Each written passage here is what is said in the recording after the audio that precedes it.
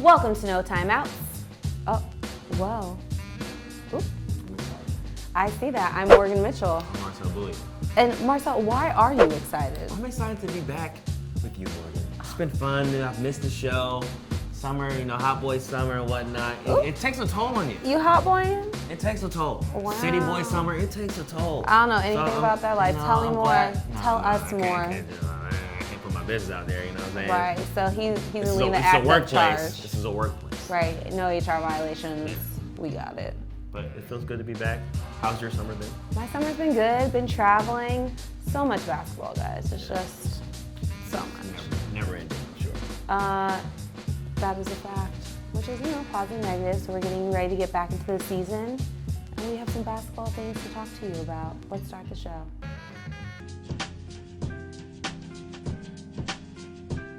So the NBA community unfortunately got bad news this week when Boogie Cousins went down with a torn ACL.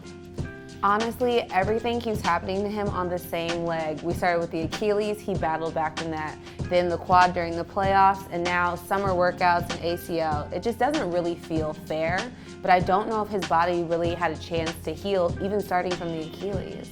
Right, so it's been the same leg, and it seems like so much pressure's on these players now as far as getting back to your team.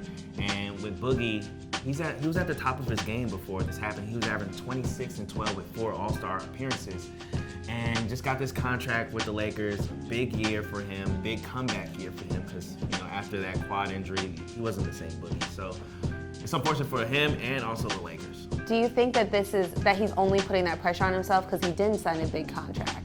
So when you have other guys that have been hurt, they take the whole season off. Porzingis was a great example of, he tore his ACL and he was like, oh, I'll see you guys in like 2019. 2 years off. Yeah, he took some time to really get himself right. We think that's going to be the case with KD as well, because you can't rush that either. Clay is going to be the question mark. They said maybe be back in March. Yeah, but we'll Clay is like a different level of pain tolerance, so. Because he wanted to play the game still. He shot his free throws and went back on defense. It's like, Coach, I'm good, just give me 2 minutes. I was like, sir, that's not right. But then we have John Wall too, so I don't know, that huge contract, I don't know how that dictates what you feel like your timetable is, so. We'll see. Boogie, speed recovery. We wish you the best. Take care of yourself. Take your time while coming back. USA basketball has been a big topic of conversation this summer. First of all, some things that y'all need to understand, okay? The team that played last year was made up of G League players, so that's like USA Select Team. So they got them to this point. Then they had a thing, well, you send invitations, who wants to come play? And you don't have to, that's what happened. Who wants to come play? And a lot of people said no, because they're gonna be getting ready for the season. But this roster is not necessarily the roster that's going to be playing in the Olympics. Next year, 2020. Yeah, so Tokyo. Y'all relax, okay? Because we're like, oh, everyone's saying no. Relax. Where's James? Where's Steph? Where's LeBron? It's fine. Dame? Guys, it's fine, okay? But this team has some good people on it, so we're still okay. We got some all-stars, but they had a couple issues and some scrimmages, so yeah, they lost to the select team. They lost to the select team, but DeMar came in. He was like, let's get some focus. KD pulled up to the gym. Who else? Draymond came to the gym. Yeah, I think they came to impart some wisdom before the guys left for Australia. And they played last night. They did. Against Spain, the number 2 ranked they got team the in dub. FIBA. It seemed like a very comfortable win. Honestly, they were up most of the game. They won 90-81. Mm-hmm. Leading scorer is your cousin Donovan Mitchell, 13 points. I feel like he's going to be a key force. This is going to be a breakout season for him, breakout year. And I think it starts Donovan. right here. Kemba, 11 points, 8 assists. Mm-hmm. And he's with his teammates, Jason Tatum. He had 11 points off the bench. Tatum again, he's going to be like that knockdown shooter for the guys. And this is going to be a big summer for him as well. The starters were surprising for Team USA. Yeah, who were the starters again? So we had Donovan Mitchell, Kemba Walker, Harrison Barnes. Okay, cool. See, people keep making up, but he got a lot of money. After he played with the Warriors. He's a champion, Marcel. He signed some big contracts, so give that man some respect. They had Mason Plumlee. He's athletic. Yeah, he's doing great things for the Nuggets. And Chris Middleton. Yeah, an all-star. So you know what, guys? But it's Coach Pop, so he's obviously going to keep switching up the roster and seeing what hits next. and the guys leave for Australia so for some more exhibition matches before tournament play starts in Shanghai. So we need them to win and do well to then qualify for the Olympics. But I feel good about it. I feel good. The tournament's from August 31st to September 15th in Shanghai, China. Who are you worried about, potentially? Serbia, Jokic, Boban, Bogdan, Ogban. All the Bogdanoviches. All the Bogdanovic. So I'm worried about them. Also Greece with the Antetokounmpos. Yo, they got Alex, Kostas, and of course Giannis. But okay, word on the street is that Alex is not that great. I don't know. I ain't seen him play, but people were like, they signed him to a 2-year contract with the Bucks, and he was averaging 4 points in Europe. Not my thing to say, but if you're trying to keep your MVP, what do? Bring home Bring to the him. family. Yeah. So we'll see what happens with this tournament, but I feel pretty good. I feel good. I don't know if they'll keep the win streak alive as far as 18 wins in the past 2010 and 2014 FIBA World Championships. I think they may lose a game. Their first group is Czech Republic, Turkey, and Japan. Should breeze through that group easily. Yeah, but as you said, moving forward, and if you look at the roster, it's just kind of interesting. These are NBA players, so Yeah. let's be real. But like the NBA age players. ranges and stuff are wild too, Right. because you have a lot of guys that are young, just trying to keep their foot in the door of USA because they came up playing USA basketball. And then you have some other guys that are using this opportunity to maybe make some extra money in upcoming contracts, get their names out there internationally, because you got to remember branding's a huge thing. And you gotta remember they don't get paid to play in the USA. Right, but you can get some sponsorship deals off it. Weedy. Exactly. Chess, Game. not checkers.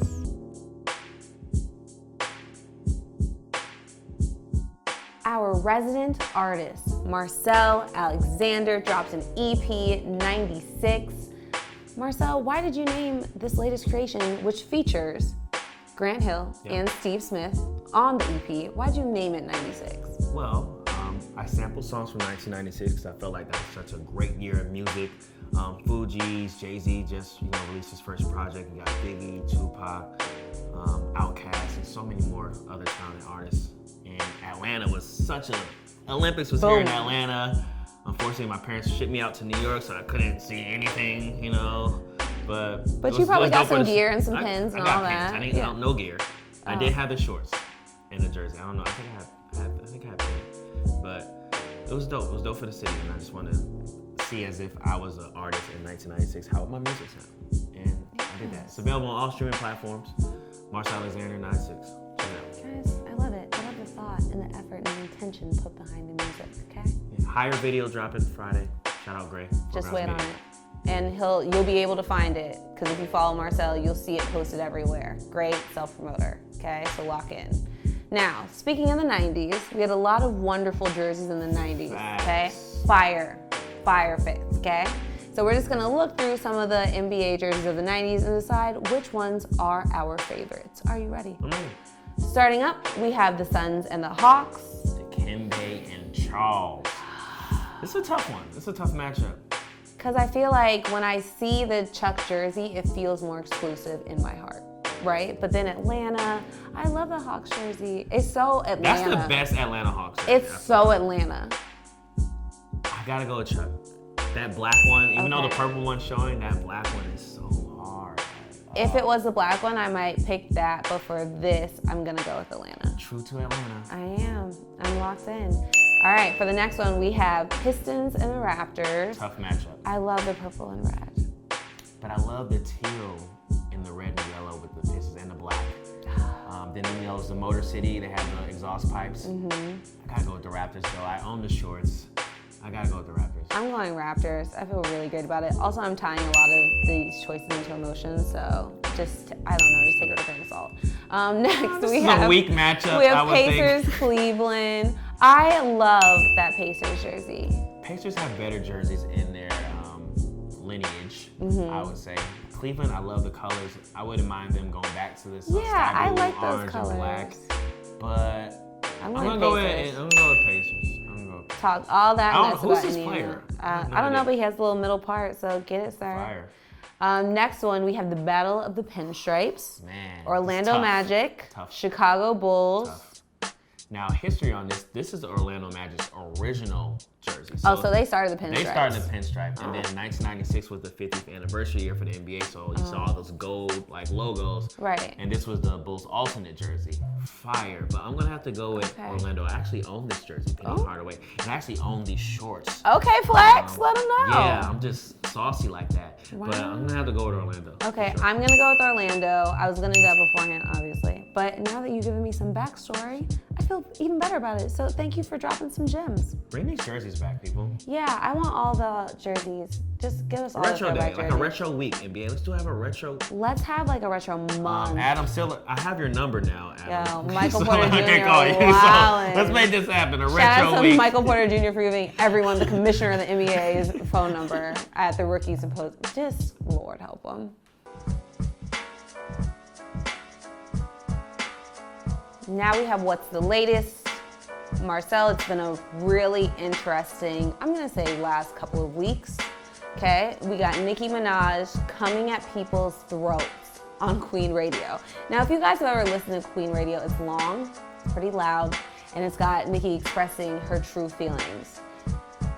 It got a little messy, and we got a lot of people responding. She got some issues with Joe Budden, Charlamagne the God, Rick Ross. There were some Trina references. Also, confused. Shauna tried to jump in on it, so that was a bit of a question mark. And then Ludacris responded to Shauna. Some people were coming at him. It's been a lot of mess. You like tearing down women when they can't defend themselves. You like tearing down women when you can try to end their career because low key you jealous of their success, right? Right? Boom. Stupid. I don't care. I don't care.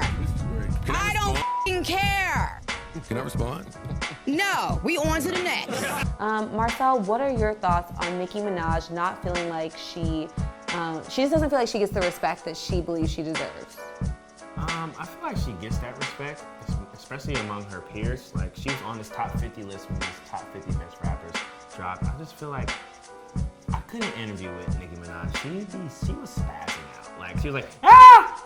Okay, go, you finish. Like, bipolar vibes, like, on this radio station with Joe Budden when he visited. Yeah. Didn't let him speak, cut off his mic.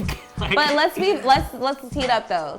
Joey came, had a conversation, and then she went to Joe Budden's podcast stuff and had a conversation. So at least and she spazzed on Rory. Dealing with a human being and you think it's funny?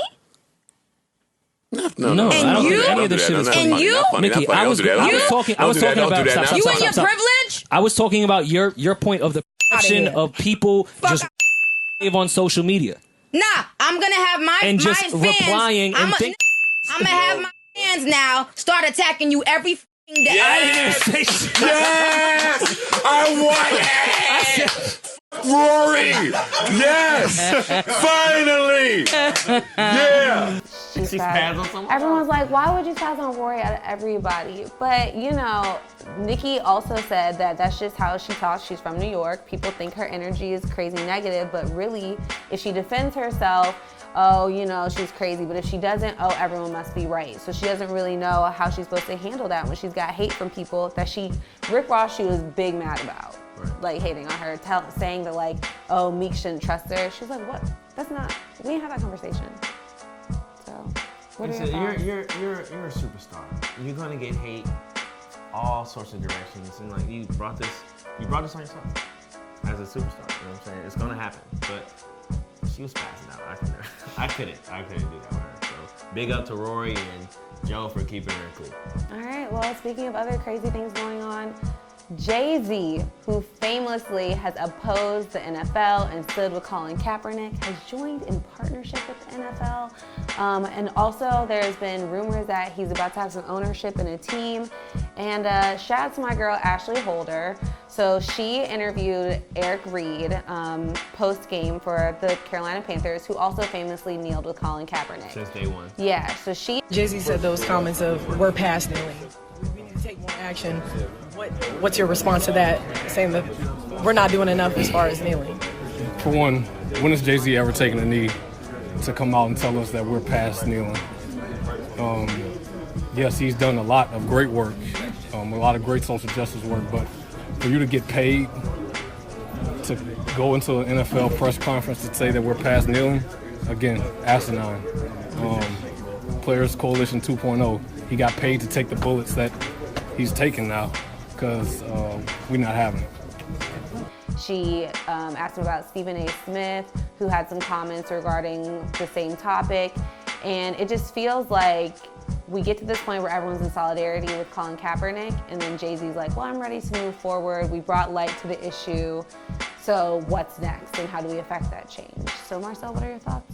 So when this happened on NFL Network, he sat down with Roger Goodell and had like a forum, and people asked him, would you kneel or would you stand? He's like, we're past that. We, like everyone, you know what the kneeling meant. He asked around the room, you know what it means, you know what it means, so how are we gonna implement this? So he partnered with NFL, for Rock Nation for Super Bowl performances, but also social injustice. And Eric Reed was like, oh, you're just a blackface, you know, for the NFL to hide behind. But I think you need someone in the room to have these conversations, someone that's come from our community in the room to talk to, you know, Roger Goodell or NFLPA and see how we feel. So I like what Jay-Z's doing, you know what I'm saying? Yeah. And they're mad because Colin's not in the room, but it's tough for Colin to be in there because it's a case, like, he got paid out already, but it's a conflict of interest. I don't think Colin will ever play in the NFL again, which is very unfortunate, but we still got to move forward for social justice for sure. I'll say the fair thing that Eric Reed said was that he knows that Jay-Z has done a lot for people. Right. He did not take that away, but to his thing, he was like, you've never sacrificed what Colin did, and Colin's still not playing. He's like, we're not asking for Colin to be a Pro Bowler, but he lost his job. We're looking for employment for him, so unless you become an owner and then sign him, like, what are we doing? Because that's the big thing with Colin, like, he still doesn't have a job. And it's not fair because it all started off of him trying to fight for people that will come after him that might not ever know his impact and what he actually did. And he's still good enough to have a job in this league. Yo, Sure. Philly, after their game, was looking at Colin like, Philly fans on Twitter were literally asking like, should we ask the question? Is it time? Is anyone gonna call him? Because he's still a great quarterback, Right. and people need backup quarterbacks. Who wouldn't want Colin Kaepernick as their backup quarterback? Giants, I would, Let him know. Okay. but yeah, still. So welcome back to No Timeouts, and you know we'll be back here for the rest of the NBA season. Yep, follow us, No Timeout Show. I'm Marcel Bouie. And I'm Morgann Mitchell. My voice. Yo, why you gotta...